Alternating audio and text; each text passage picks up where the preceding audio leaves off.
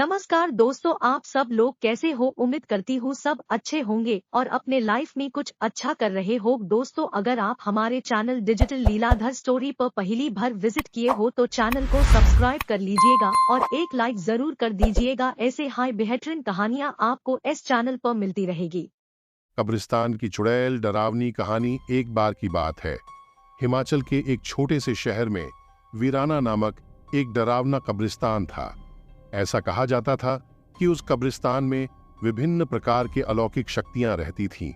एक चांदनी रात को कली, खुशी और किहित तीन दोस्त कब्रिस्तान के किनारे पर एकत्रित हुए। अचानक उनको कब्रिस्तान से भयानक फुसफुसाहट की आवाज सुनाई दी। आवाज कहां से आ रही है, ये देखने के लिए वे हाथ में टॉर्च लेकर सावधानी से कब्रिस्तान के गेट से अंदर घुसे। जैसे ही वे कब्रिस्तान में दाखिल हुए, हवा तेज चलने लगी। अचानक उन्होंने एक इंसान को एक मकबरे के पास टहलते हुए देखा। वो उदास और खोया हुआ दिखाई दिया, इसलिए कली, खुशी और किहित उसके पास आए और पूछा, कौन हो तुम और इतनी रात को यहाँ क्या कर रहे हो? तो उसने जवाब दिया कि मैं एक आत्मा हूं और मेरा नाम सुल्तान है। सुल्तान ने उन्हें उस भयानक अभिशाप के बारे में बताया जो इस कब्रिस्तान के सभी आत्माओं को परेशान करता था। हर रात एक प्राचीन चुड़ैल जागती थी और कब्रिस्तान पर जादू करती थी और सुल्तान जैसी मासूम आत्माओं को अपने वश में कर लेती थी। अभिशाप को तोड़ने का एकमात्र तरीका कब्रिस्तान के पीछे जंगल में एक पेड़ के नीचे छिपी हुई मंत्र पुस्तिका को ढूंढना और आधी रात से पहले उसे नष्ट करना था। जादुई पुस्तक ढूंढने की दृढ़ संकल्प लेकर बहादुर तिकड़ी अपने मिशन पर निकल पड़ी।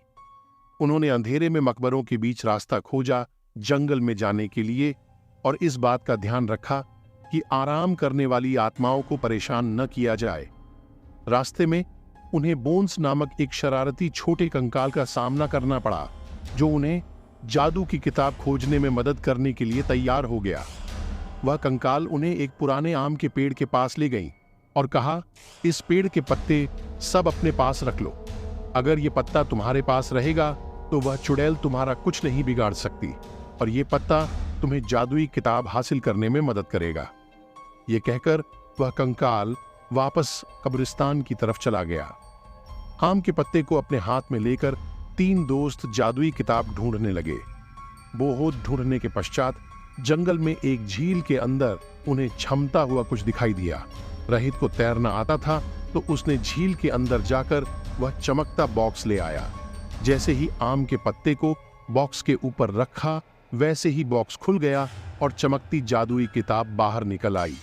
आधी रात करीब आते ही वे तीनों अपने हाथों में जादू की किताब लेकर श्राप को तोड़ने के लिए कब्रिस्तान की तरफ बढ़े।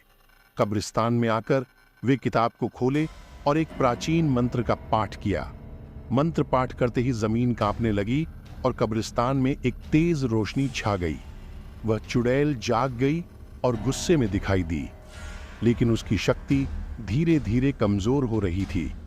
उसने कली, खुशी और कहित को जादुई किताब पढ़ने से रोकने के लिए अपनी जादुई शक्ति का प्रयोग किया, लेकिन उन तीनों पर कोई असर नहीं हुआ, क्योंकि तीनों के पास आम के पत्ते थे जो उनकी रक्षा कर रहे थे।